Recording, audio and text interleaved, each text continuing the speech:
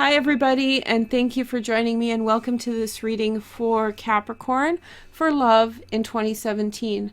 So thank you guys so much for being here. I picked some cards out for you guys just before the show, so you can, I think, see that here in the sidebar. So we're going to lay down the cards and hold on. No. Yes, I'm doing it right. Okay. Right. I got to always make sure I'm dealing from the right part of the deck, so I'm doing that now. So hope you guys are doing well. In the general love overview, or in the general overview of 2017, I did see that there was a significant love interest that you are working your way through and with. In fact, this person proves to be your greatest confidant in a year that might not actually emphasize too many people beyond that person. It's kind of a secluded year where you're trying to get things done and accomplished, which is pretty good, you know, is in terms of goals, goal setting, etc. The first card is from the Universal Love Oracle, and here we have Golden Memoirs. So maybe some Capricorns are writing books. In fact, I advised you guys during the general reading that that might be a good idea. You start the year with a whole stellium, a whole 4 planets in Pisces in your 3rd house of communication. But maybe you're also growing memories through this year, learning lessons and sharing in experiences, and those experiences and lessons are informing you and informing new memories. Oh, golden memories, not memoirs. Sorry. So maybe those experiences are informing your memories and giving you like the time of your life. So the next 2 cards, I picked 2 by mistake. They're both from the Love Oracle, the Journey of Love. The first message is, within nothing there is everything. Okay. So I think that that's a big message to your social life. And here is the second message. We have the Heart of Fire. So I think that you're specifically looking for something really on point. You're not looking for scattered energy. And I think that people are going to introduce into your life scattered energy because you're achieving a lot. Whenever you achieve a lot, people just seem to have the tendency to question, to, you know, prod at, pick through. And do you really have time for their circumspection? I don't think so.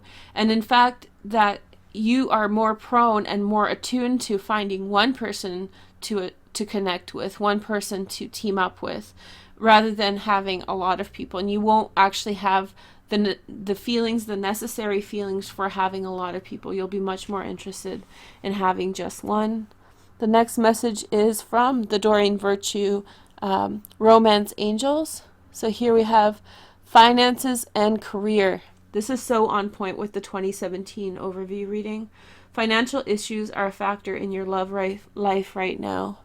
So Capricorn, this is a big message for you, especially if you watch the 2017 regular overview reading. There was, the whole reading is all career and work and trying to make money, and in the center we had the token of money. So all these kinds of themes came through really strong for you. At the center of the reading here, let's have a look. So we see the High Priestess. And so with the High Priestess, there's insight, intuition. This is where your relationship starts. I don't think you're the only sign who has this High Priestess in the center of the reading. So that's pretty epic and exciting. The High Priestess is informed. You're both looking for insight and intuition, a psychic connection, interplay between your energies, between theirs and yours. You're trying to form bonds and coming in closer and making those connections more defined and important in your life. In the Mary L. Tarot, I think that Marie White talks about the High Priestess being a vessel. And so within nothing, there's everything resonates really deep within that relationship. So the High Priestess isn't necessarily a romantic card, actually. It's actually asexual and very kind of anti-sexual. It has to do with the ethereal, oracle, universal property. And so it's so abstract that it doesn't actually have form, right? Just like her face doesn't really have form. I think that it's, what is this, obsidian? Face of obsidian, right? And so she has this kind of, oh, she has hands too. Okay, obsidian hands. So she is the scrying. She is the mirror, the scrying mirror.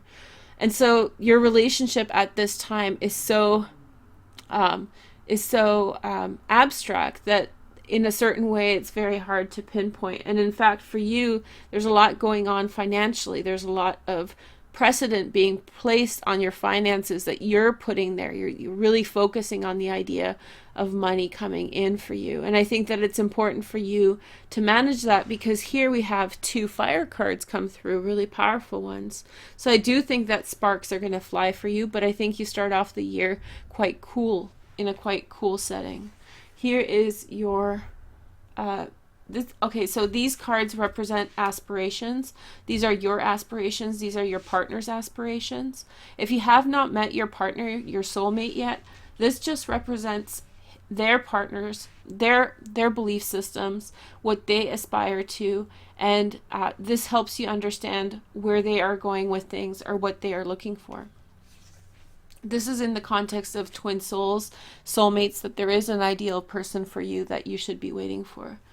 So here is your first message for what you are looking for in a relationship. So many of you Capricorns are looking to be mothers.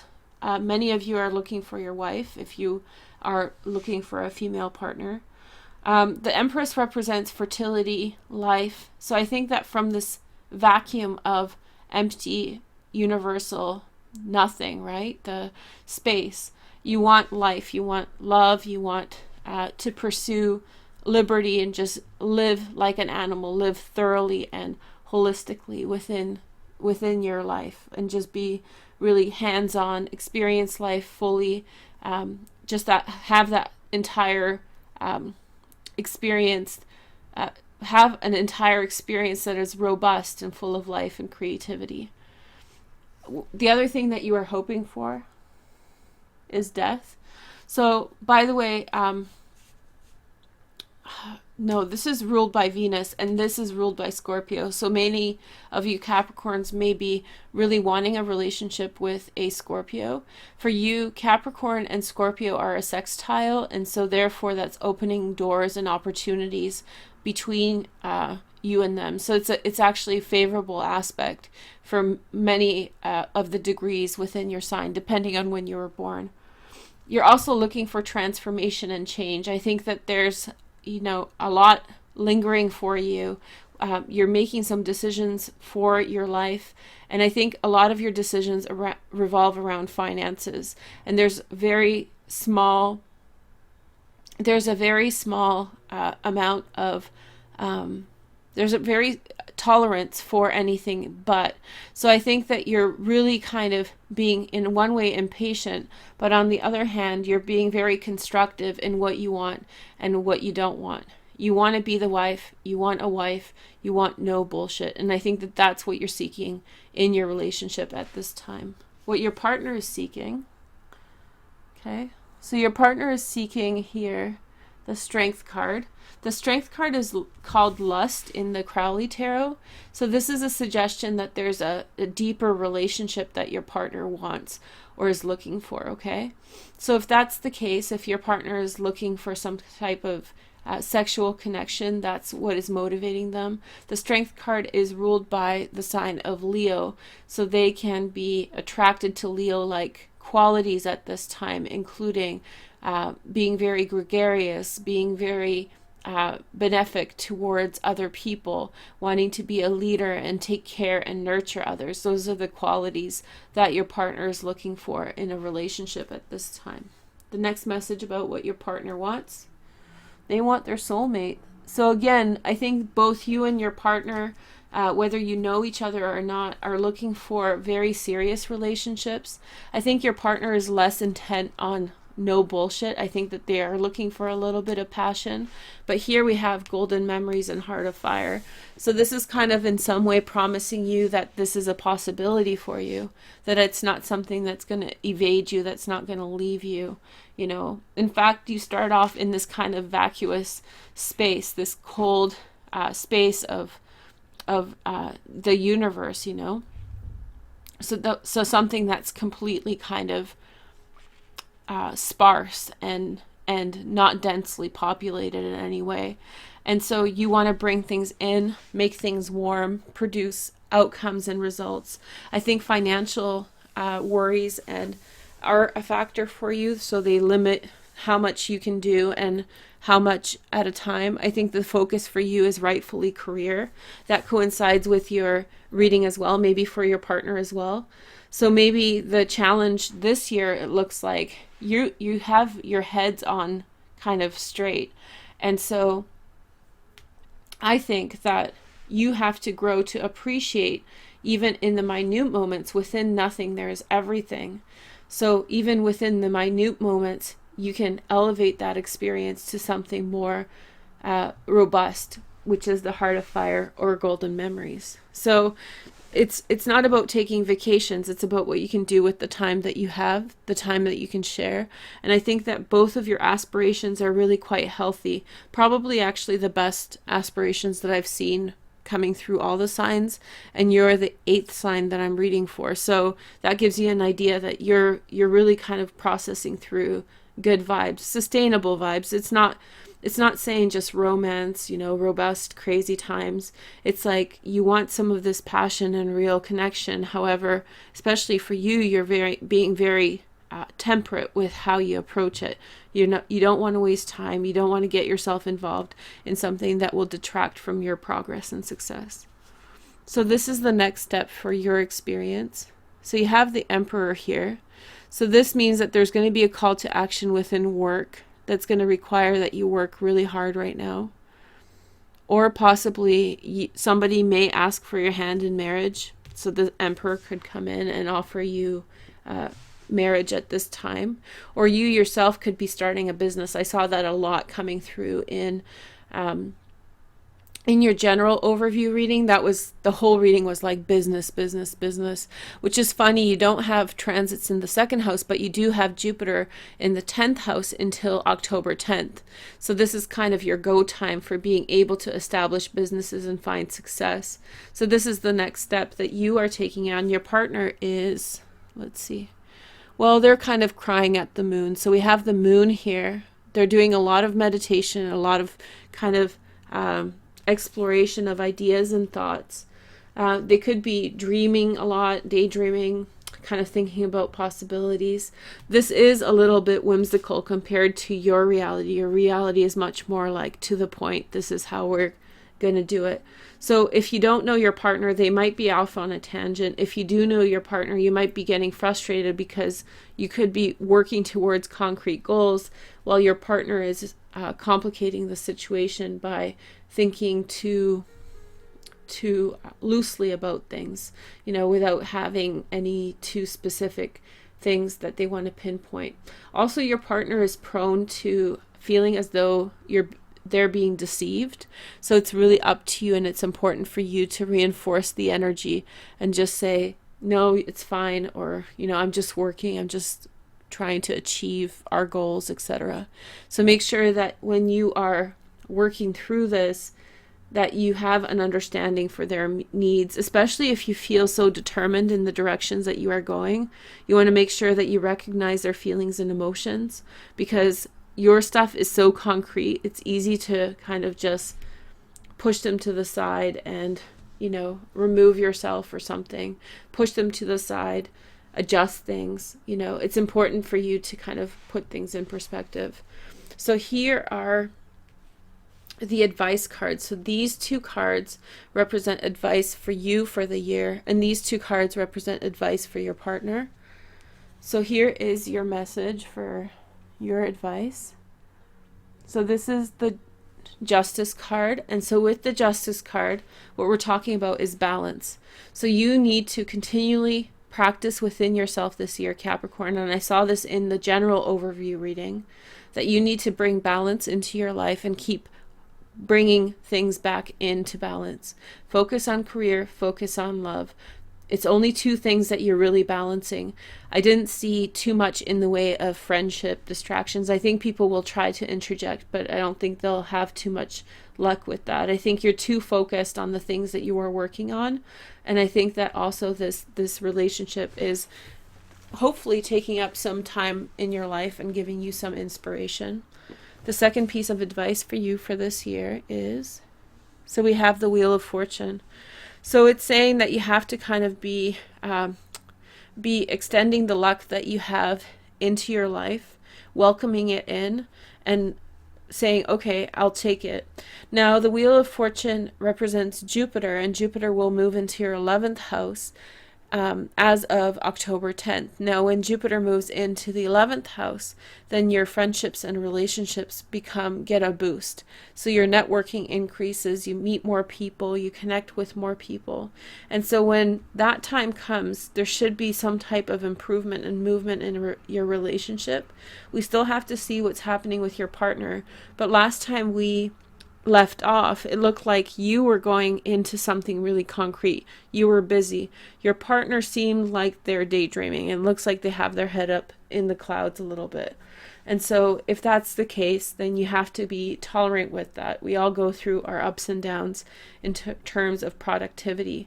Here in the Wheel of Fortune, there's a call on you to work. There's a call on you to keep progressing, keep achieving, growing your kingdom, growing your prosperity. That's the number one thing. This is probably one of the best years of your life. So golden memories suggest that this is one of those one of those years that you'll remember for a really long time. So these are influences that are upon you, on your partner, that you can consider. If you know your partner, then you can help them with these tasks. If you don't know your partner, then you can meditate on the energies that these influences bring. So here is a message of the world. So your partner has to really break out of their mold and reach beyond what they feel comfortable in. I think that for some time your partner has kind of stayed within the realm of the imaginary, or possibly within their own fantasies and passions. And I think that this is a call to action to make that connection with the real world. They have to put down their foundation somewhere. They have to work towards something and achieve something. So this is the world that's really encouraging them to put their anchor down somewhere, to kind of make sure that they have a foundation to work off of. Maybe your partner needs to make that journey to you. And I think that especially those of you who have not met your partner yet, this is a huge signal of the fact that your partner is coming to you while you're working at something else.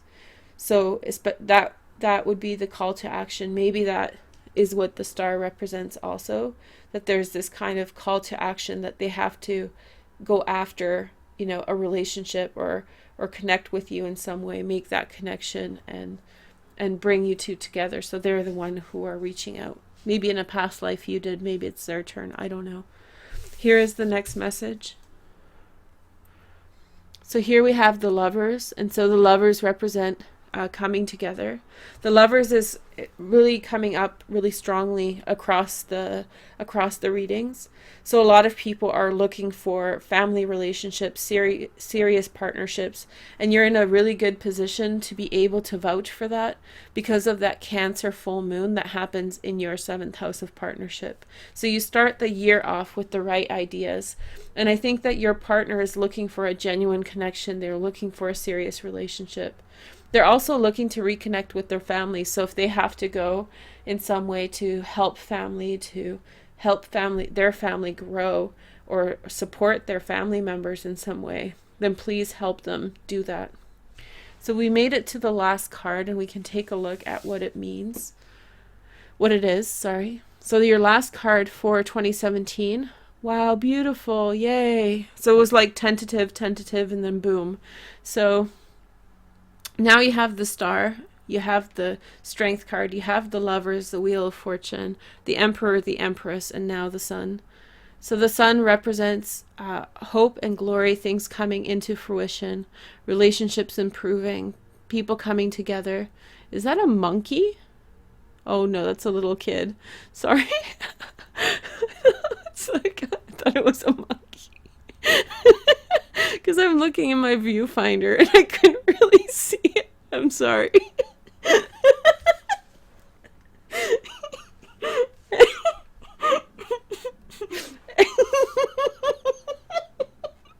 I can't retape because this is too much talking for me. Okay, so So we have the sun coming through, and there's this connection in love and happiness. Oh, all right. Well, this is going to be up all year, so hi, everyone. Anyways, the outcome is the sun. You're going to get the love that you desire, and you're going to come together with your loved one. This is also the signaling the oncoming of children coming into relationships. So be very happy that there's a possibility of that as well. You know, this is just the happiness of life coming together. It's actually beautiful because it's the antithesis of the High Priestess. You're moving from a vacuous space into one filled with light. So congratulations, monkeys. Have a wonderful 2017, and thank you for watching. I hope you enjoyed this reading. It looks really hopeful and prosperous, and just like your 2017 overview reading, it does have a very positive outcome. So hang in there. If you're watching this mid-year, it might be still working through energies, but once you get to the end of the year, you're going to be golden. Okay, thanks so much. Give me a like and take care. Bye.